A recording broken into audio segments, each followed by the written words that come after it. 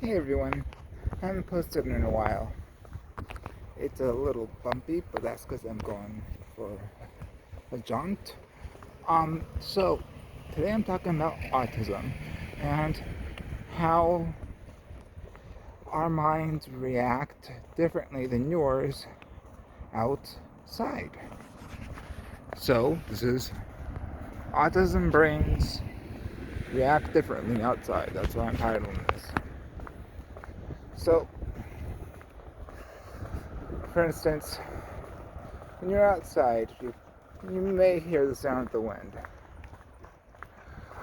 You may hear the wheels of a bike if it's going by. That's probably normal. But you may not be hearing every single conversation that's happening outside. You may not be hearing every single croak of every single frog in the freaking creek all at once. But not like a chorus, more like the frogs are having individual conversations, which there is no evidence to state that frogs do communicate in a intelligent way through croaking. But anyways, you hear everything, but not just the normal stuff like hearing the cars go by. You hear sounds that your brain cannot hear. And there's good things and bad things about that, but mainly bad things.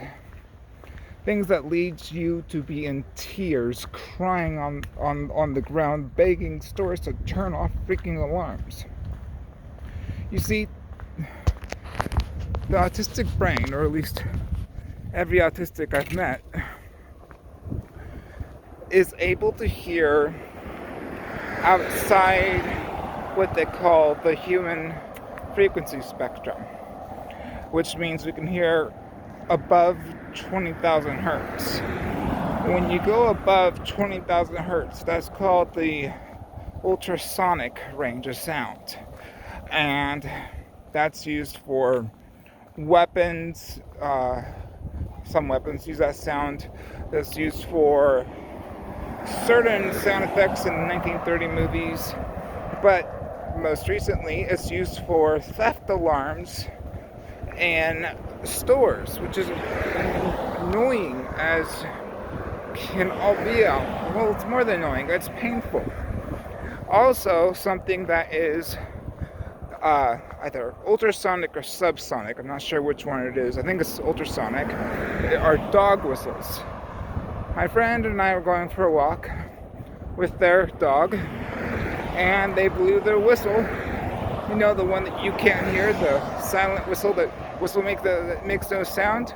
And I was literally down on the ground, pinned to the ground, crying my eyes out, writhing, or writhing, however you want to say it, in pain, because he blew his whistle. He was so focused on the dog that he didn't even notice that I was in pain on the ground, that his wife had to point it out. No, I don't fault him for that. Even though it was over a decade ago, I still remember it very clearly, not because of him per se, but because of how painful those dog whistles are. You may want to reconsider the how ethical dog whistles are to use, because they are extremely painful. No wonder your dog comes back grinning. It doesn't want to hear that horrific screeching sound. Now, I'm down at a walking trail. I hear birds way off about half a mile away, and there are no frogs yet in the creek, so I don't hear any frogs. I hear every single leaf. That's normal. Now, what happens when I go indoors? Oh my gosh, I love and hate the indoors with people. Why is that? Well, if you have 100 people, if you have 100 people in a area and they're all talking, What is the autistic brain going to do? It's quite simple. The autistic brain is going to hear every single word from every single person talking all at once and try to comprehend every single thing every single person is saying, even though it has nothing to do with them, because we can't filter out all the noise. Now, my friends who are successful, we desensitize. What we do is, we have to do it for business purposes, is we go to a meeting, we're in a room with a few hundred people, sometimes thousands of people, many of them clamoring to meet some of my friends. I'm not at that level yet, thankfully. And my friends just put a big smile on their face, and then they and I just disappear for about 5 minutes, where we go to an area where no one is. We desensitize, meaning everything's quiet, there's no more noise coming at us, so our brain is able to get back to a level of normal. And then we go back into the monstrosity of hearing everyone's conversations at once. It's insane. It's very frustrating. One thing I really hate with a vengeance. Sorry about the sun. One thing I hate with a vengeance is people thinking that people with autism are just flat affect, having no emotion. That's not true. That drives me nuts. But that's not really on the topic right now. Now, when I'm outside, like I am right now, I can see everything going on just like you can.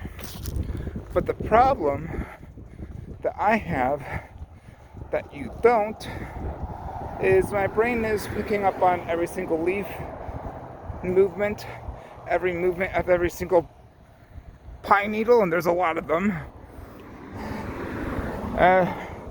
Every engine, everything's being picked up all at once. And unlike you, whose brain automatically knows how to process that information, mine tries to process it